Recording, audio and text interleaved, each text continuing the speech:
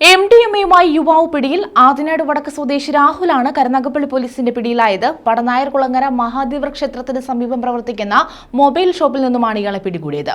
വിൽപ്പനയ്ക്കായി സൂക്ഷിച്ച 2.31 ഗ്രാം MDMA-യും ഇയാളിൽ നിന്നും പിടിച്ചെടുത്തു.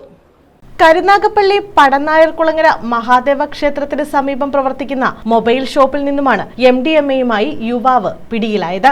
ആദിനാട് വടക്ക് മാനൂർ തെക്കേടത്ത് രാഹുലാണ് കരുനാഗപ്പള്ളി പോലീസിന്റെ പിടിയിലായത്. ഞായറാഴ്ച വൈകിട്ട് കരുനാഗപ്പള്ളി പോലീസും ഡാൻസ് ഓഫ് സംഘവും സംയുക്തമായി നടത്തിയ പരിശോധനയിലാണ് യുവാവ് പിടിയിലായത്.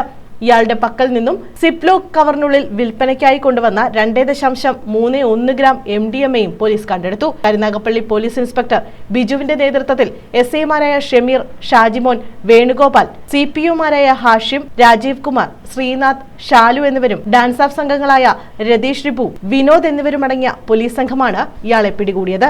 News bureau, Karunagappally.